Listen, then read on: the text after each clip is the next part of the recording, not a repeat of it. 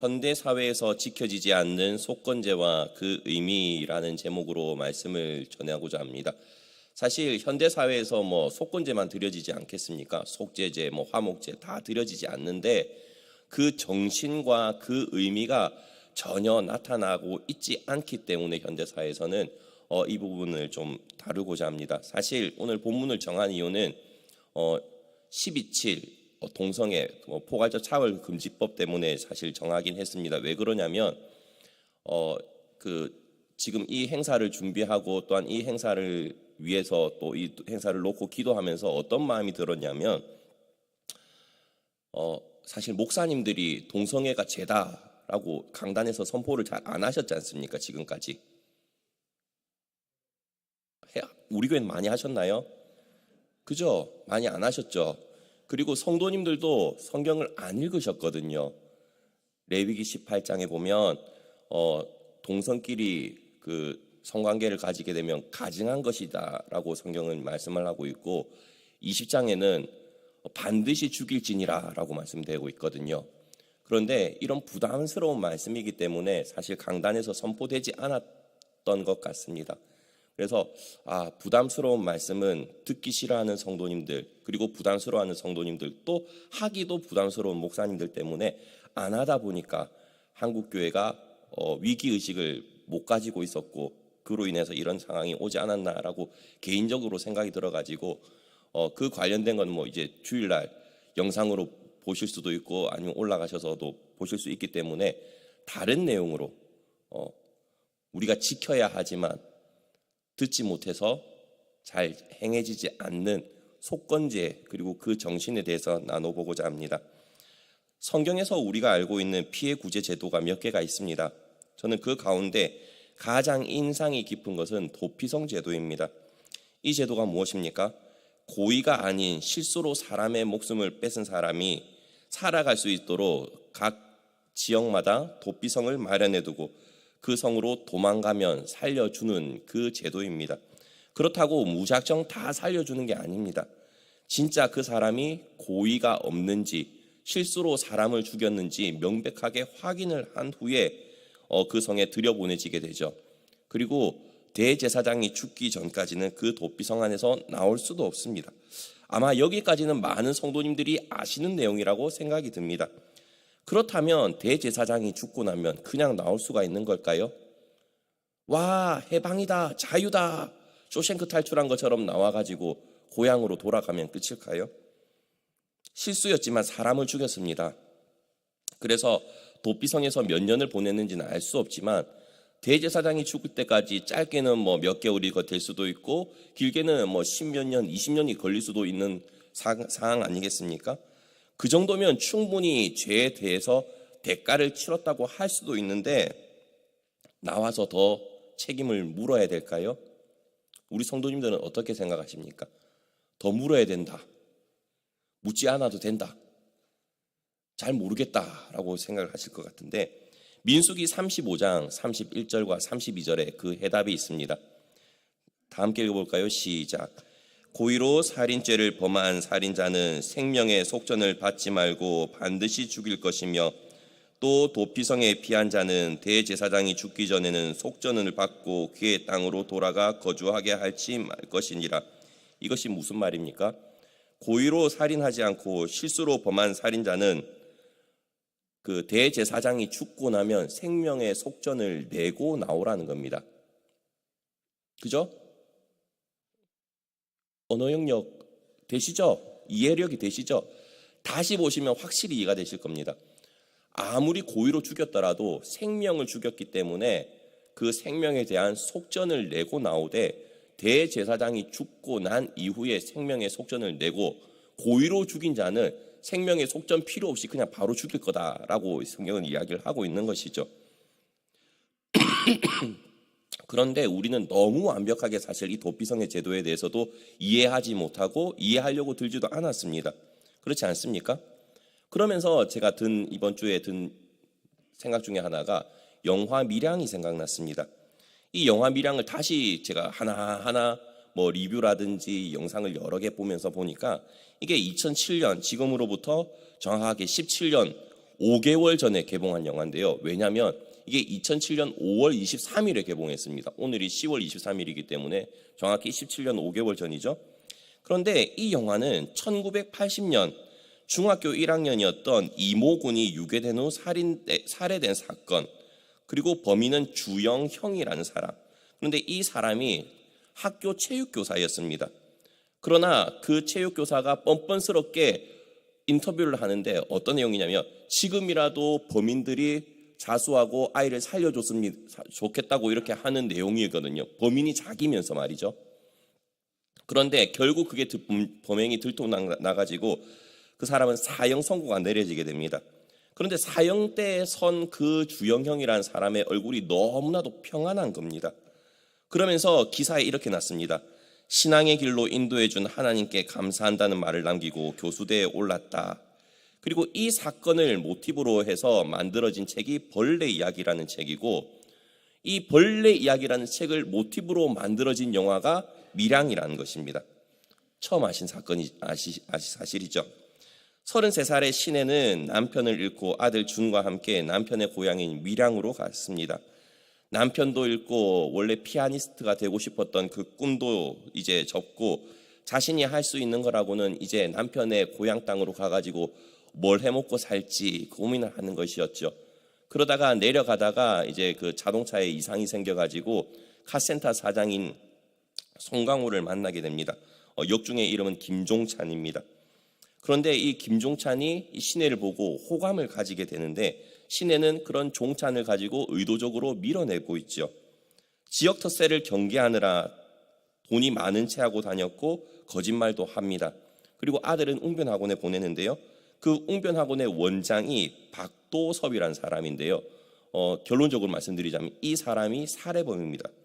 유괴범이자. 범인인 웅변학원 원장이 원하는 금액을 맞추지 못하고 턱없이 부족한 800만 원으로 아들을 되찾으려고 몸부림치다가 아들인 준도 결국은 사망하고 말죠. 나중에 그 경찰서에서 자신의 아들을 유괴하고 납치한 사람이 웅변학원 원장이라는 것을 알았지만 막상 그 사람을 보았을 때 신혜는 피하고 맙니다. 찢어 죽이고 싶은 그 마음을 뒤로하고 피하고 말죠. 심지어 아들의 장례식장에서는 한 번도 울지 않았던 신혜가 평소 자신에게 교회를 권유하던 약사의 말에 따라서 교회를 가게 됩니다. 나중에 이제 교회를 가게 되긴 됩니다. 그러면서 이제 그 사람에게 신앙이 생기게 되는데요. 이렇게 신앙이 생기다 보니까 무슨 마음이 들었냐면 그 사람을 용서해 주겠다라는 생각이 들어가지고 우리로 따지면 구역 모임 할 때 그렇게 이야기를 합니다. 이번 주말에 그 사람을 찾아가려고 용서하려고 합니다라고 하죠. 그리고 그 이야기를 듣고 이제 송강호가 이렇게 말을 합니다. 아니 용서해 주면 됐지 굳이 찾아가가지고 그 사람을 만나가지고 용서해 준다라는 말을 뭐라고 하려고 하느냐라고 이야기를 할 때 그럼에도 불구하고 이 신의 그 전도회는 고집을 꺾지 않고 가서 그 사람을 만나게 되죠. 그런데 막상 범인이 나오자 그 얼굴이 너무나도 평안한 겁니다. 그래서 건강하시네요 라고 이야기를 하죠. 그리고 그 전도연이 그렇게 말을 하죠. 내가 여기 찾아온 건요 하나님의 은혜와 사랑을 전해주러 왔어요 라고 말을 합니다. 그런데 이 말을 들은 범인인 박도섭이 이렇게 대답을 합니다. 고맙습니다. 우리 하나님 아버지의 이야기를 듣게 되니 참말로 감사합니다. 이 교도소에 들어온 뒤로 하나님을 가슴에 받아들이게 됐습니다. 하나님이 이 죄 많은 놈한테 손 내밀어 주시고 그 앞에 지은 죄를 회개하도록 하고 제 죄를 용서해 주셨습니다. 그런데 이 말을 들은 신혜가 이렇게 말을 합니다. 하나님이 죄를 용서해 주셨다고요? 범인은 이미 하나님께 제사함을 받았고 구원을 얻었으며 기도하는 삶을 살고 있고 신혜를 위해서도 매일 기도를 하고 있다고 합니다. 자, 성도님들께 물어보고 싶습니다. 이 박도섭이라는 사람은 크리스천일까요? 아닐까요? 잘 모르시겠죠? 제가 보기에는 크리스천이라고 만약 가정을 한다면 엄청나게 악한 크리스천입니다. 그리고 그가 죄 용서받고 제 삶을 받았다는 것이 진짜일까라는 질문도 던져보게 됩니다. 왜냐하면 우리는 흔히 엄청난 착각에 빠져 살고 있기 때문입니다. 하나님은 우리가 용서만 빌면 다 용서해 주시는 분이셔가지고 그래서 사랑이 넘치는 분이시지라고 우리는 믿고 싶습니다. 아니요. 그런데 하나님은 그런 분이 아니십니다. 사랑이 넘치는 분은 맞으신데 공의로우신 분이십니다. 그 범인이 진짜 하나님의 용서를 받았다면, 그리고 죄 사함을 받았다면, 자신이 얼마나 큰 죄를 지었는지 확실히 인지를 하고 있다면 결코 시내한테 그럴 수는 없습니다. 그는 믿음이라는 포장지로 자신의 죄를 덮고 있는 사람에 불과합니다. 죄는 그대로 있습니다. 하나도 변하지 않았습니다. 그러나 믿음으로 포장해 놔서 안에 죄가 보이지 않는 것입니다. 자신이 지은 죄로 인해서 한 사람에게 어떤 결과를 가져왔는지, 시내가 얼마나 아파할 것인지에 대해서는 알려고도 하지 않고 그 피해에 대해서는 보상하려고도 하지 않는 그런 마음을 가지고 있다는 것이죠. 만약에 진실한 크리스천이라면 자신이 저지른 죄에 대해서 어떻게든 그 피해를 보상하기 위해서 어떠한 노력을 해야 될지 시내한테 물어보기라도 했을 겁니다.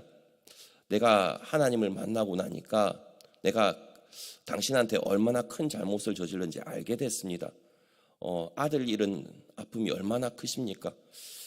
곰곰이 생각해 보니까 제가 이 오간에 있어가지고 해줄 수 있는 게 아무것도 없습니다. 제가 뭘 해줄 수 있겠습니까?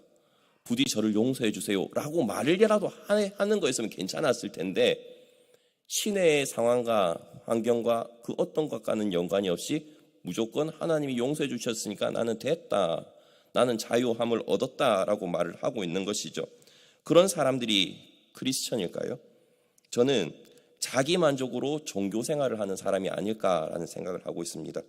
그런데 이 영화에는 이 범인만 그런 것이 아닙니다. 교회를 다니는 약사인 김 집사님이라고 계십니다. 약사이기 때문에 사회적으로 높은 지위를 가지고 계시죠. 그런데 이 김 집사님도 상당히 무례한 사람입니다. 약을 사러 약국에 들린 시내한테 전도를 여러 번 해도 먹히지 않으니까 한다는 이야기가 무슨 이야기인지 아십니까? 우리 원장님처럼 불행한 분은 하나님의 사랑이 꼭 필요해요. 맞는 말 같습니다. 그죠? 틀린 말처럼 보이지는 않을 수는 있지만 상당히 무례한 말입니다. 그리고 이 말을 들어서 오히려 시내는 자기 자신을 보호하기 위해서 돈 많은 척 거짓말을 부풀리게 됩니다. 시내가 또다시 약국에 들러서 하나님의 사랑이 있다면 왜 자신의 아들이 처참하게 죽게 내버려 두셨는가 절규에 가까운 시내 단식에 약사 선생님은 이렇게 말합니다. 원장님, 그래도요, 세상 모든 일에는 주님의 뜻이 있다는 걸 아셔야 돼. 이 말도 틀린 말은 아닙니다. 그러나 상당히 무례합니다. 같은 기독교인들은 그나마 이 말을 이해라도 하지만 하나님을 모르는 사람에게 이 말은 엄청나게 무례한 말입니다. 그래서 전도가 막히는 것 아니겠습니까? 그런데 왜 그렇게 무례한 말을 계속할까요? 김 집사님한테는 상대방의 마음을 들여다보고 보듬어 줄 아는 여력은 전혀 없습니다. 왜 그럴까요? 그 사람에게는 그 사람을 이해하고 보듬어 주고 또 정서적으로 보듬어 주려는 마음보다는 어떻게든 이 사람을 교회로 데리고 가가지고 전도해야 된다는 마음이 더 크기 때문이죠. 면회 후에 엄청나게 충격을 받은 시내 집에 목사님과 구역 식구들이 신방을 옵니다. 목사님이 기도하시는 중에 시내는 이렇게 말을 합니다. 용서해요? 어떻게 용서해요? 용서하고 싶어도 난 할 수가 없어요. 그 인간 이미 용서받았대. 하나님한테. 그래서 마음의 평화를 얻었대요. 그러자 김 약사는 이렇게 말을 합니다. 와이라노? 목사님 기도 중에 그래 하나님이 용서하셨으니까 이 선생도 용서해야지 라고 하면서 또 무례한 말을 합니다. 김 집사님에게는 상대방의 그 아픈 마음보다는 목사의 기도가 더 중요하죠. 이게 맞을까요? 아마 김 집사님은 시내를 생각하지도 않으면서 시내를 위해 기도를 하고 있는 목사와 자신들이 오히려 더 선한 크리스찬이라고 생각하고 있을 것입니다. 영화를 보신 분들은 알겠지만 시내를 그럼에도 불구하고 끝까지 챙겨주고 있는 듯 없는 듯 존재하고 있으면서 늘 그늘막이 되어준 사람이 있습니다. 누구일까요? 송강호입니다. 근데 참 이 송강호는 양아치 비슷하게 이렇게 나옵니다. 원래 교회 다니는 사람도 아니고 시내 때문에 교회 가가지고 주차 봉사를 하고 있습니다. 그죠? 그러면서 교회 활동을 하고 있는 사람으로 나오는데요. 그런데 항상 필요할 때 진심으로 그 사람을 위해서 울어줄 수 있고 함께 있어줄 수 있는 사람은 오히려 교회 식구가 아니라 송강호였습니다. 그래서 영화 제목이 밀양입니다. 영어로는 시크릿 선샤인이라고 하죠. 제가 발음이 이상하더라도 이해해 주십시오. 감추어진 햇살이란 뜻입니다. 여기서 감추어진 햇살은 많은 그 영화 평론가들이 송강호를 지칭한다고 하죠. 하나님, 교회, 믿음이 아니라 어떻게 보면 전혀 믿음이 없는 것 같아 보이는 그 송강호란 사람이 감추어진 햇살처럼 신에게 다가갔다라고 이야기를 하고 있는 것입니다. 왜 기독교가 욕을 먹습니까? 수많은 사람들이 왜 신앙생활을 하면서 김 집사님처럼 신앙생활을 해야 되고, 수많은 사람들이 하나님을 믿는다 하면서 왜 박도섭 그 웅변 원장처럼 믿습니까? 수많은 사람들에게 상처 주고 무례한 말들을 하면서도 하나님은 자신을 사랑한다고 합니다. 그 무례한 말로 사람들이 상처를 받고 죽을 것 같은 고통 가운데 있는데 모른 척하면서 말이죠. 제가 왜 이 밀양에 대한 이야기를 했는지 아십니까? 지난 주일에 담임 목사님께서도 삭개오 이야기를 잠시 하셨습니다. 누가복음 19장에는 삭개오 이야기가 나오죠. 다들 아실 거라 생각됩니다. 여리고에 살면서 세리장이었고 부자였습니다. 키가 작았던 삭개오는 예수님을 보기 위해 뽕나무 위로 올라갔죠. 뽕나무 위에서 길을 지나시던 예수님을 바라보자 삭개오와 예수님이 눈이 마주칩니다. 삭개오야, 시름이 속히 내려오라. 내가 오늘 내 집에 유하여야겠다. 그러자 당시 유대인들은 이방인들과 세리들을 참 싫어했기 때문에 삭개오의 집에 예수님이 머무르는 것을 보고 수근수근 거리면서 죄인의 집에 들어갔다라고 이야기를 하죠. 그리고 나서 삭개오는 즐겁게 예수님을 영접하고는 뭐라고 이야기를 하냐면 누가복음 19장 8절인데요. 9절까지 읽어보도록 하겠습니다. 시작. 삭개오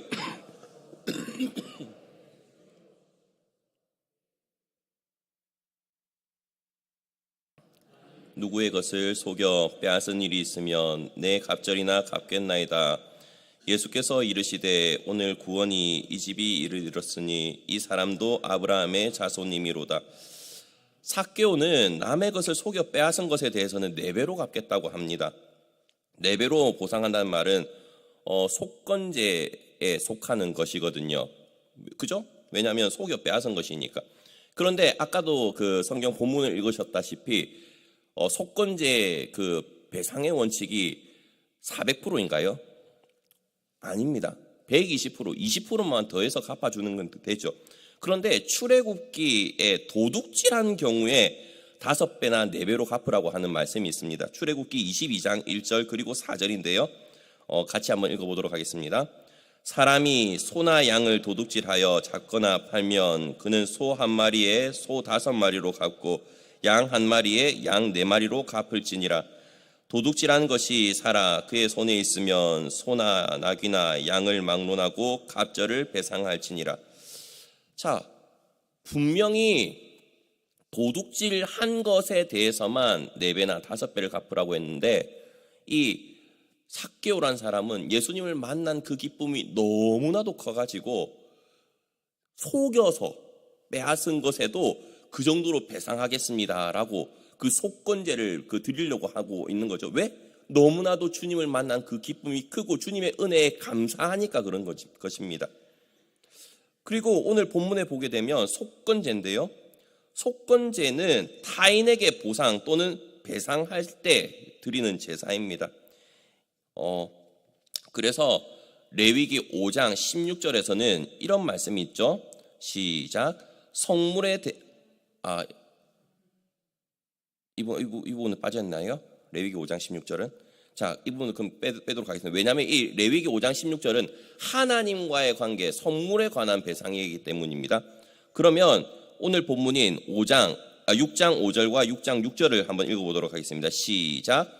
그 거짓 맹세한 모든 물건을 돌려보내되 곧 그 본래 물건의 5분의 1을 더하여 돌려보낼 것이니 그 죄가 드러난 날에 그 임자에게 줄 것이요 그는 또 그 속건 제물을 여호와께 가져갈지니 곧 내가 지정한 가치대로 양떼 중 흠없는 순양을 속건 제물을 위하여 제사장에게로 끌고 갈 것이요.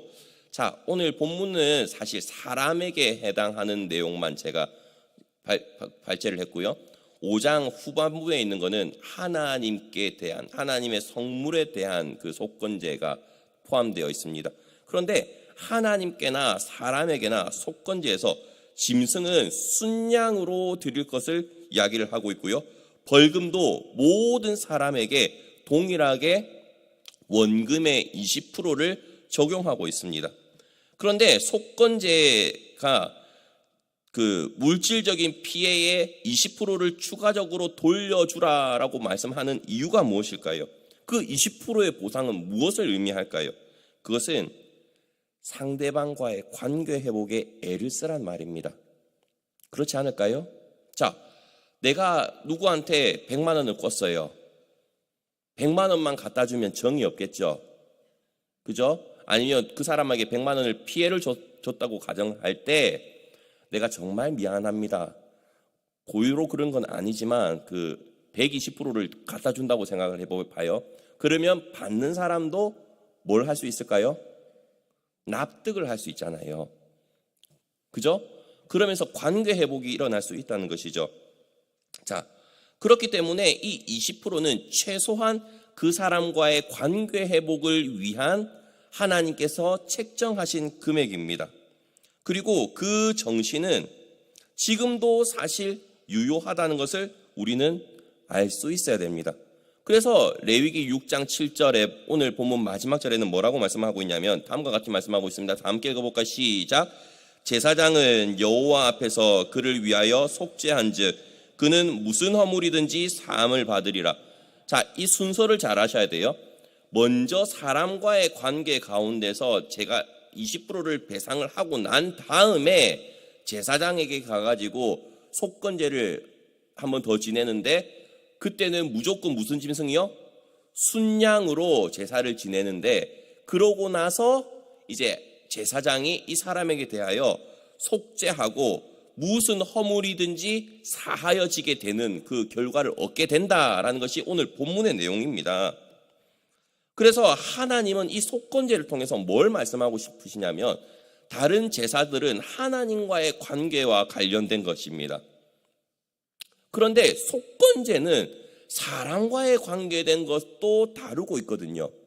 그렇기 때문에 하나님은 수직적인 관계만 중요한 것이 아니라 사람과의 관계도 너무나도 중요하다라고 이야기를 하고 있는 것이죠. 그래서 사람과의 관계에서 매여버리면 하나님도 복을 주시고 싶어도 줄 수 없는 그런 구조가 되어버린다는 것입니다. 자, 그래서 우리는 이 속건제의 정신, 하나님께서 왜 사람과의 관계를 그토록 중시하셨는가를 생각을 하면서 이 본문을 보아야 된다는 것이죠. 자, 첫 번째는 뭘까요?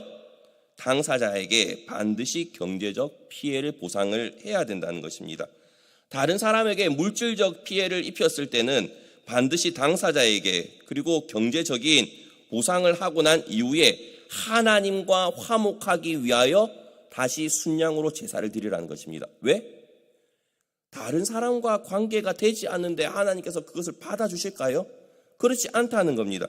그래서 예수님께서도 뭐라고 말씀하셨냐면 마태복음 5장 23절부터 26절에 그 말씀이 있는데요. 다 함께 읽어볼까요? 시작. 그러므로 예물을 제단에 드리려다가 거기서 내 형제에게 원망 들을 만한 일이 있는 것이 생각나거든 예물을 제단 앞에 두고 먼저 가서 형제와 화목하고 그 후에 와서 예물을 드리라. 함께 길에 있을 때 급히 사화하라. 그 고발하는 자가 너를 재판관에게 내어주고 재판관이 옥리에게 내어주어 옥에 가둘까 염려하라. 진실로 내게 이르노니 내가 한 푼이라도 남김이 없이 다 갚기 전에는 결코 거기서 나오지 못하리라. 뭐라고 말씀하고 있죠? 고발을 할 수 있는 그 사람과 먼저 화목하고 오라는 것입니다. 여기서 사화하다라는 그 전문 용어가 나오는데요. 제가 검색을 해보니까 사화하다는 서로 원한을 풀고 송사를 화해하다라는 뜻입니다. 형제에게 원망 들을 만한 일이 생각이 나면 그 형제한테 급히 가가지고 재물을 두고 그 형제에게 가서 화목하고 난 이후에 와서 예물을 드리라. 그런데 그 사람이 너를 송사했을 때 네가 한 푼이라도 남김이 없이 다 갚기 전에는 옥에 갇혀가지고 못 나올 것이다 라고 예수님께서 말씀하고 있지 않습니까? 속건제랑 전혀 상관이 없는 내용일까요? 형제 사이에 빚진 거, 갚지 못한 거, 금전적인 문제가 있으면 그것을 다 갚고 와서 하나님 앞에 예배를 드리라고 하는 것 아니겠습니까? 이는 예수님 시대에 또 동일하게 적용되고 있는 말씀이라는 것이죠. 근데 우리 사회는 어떻습니까?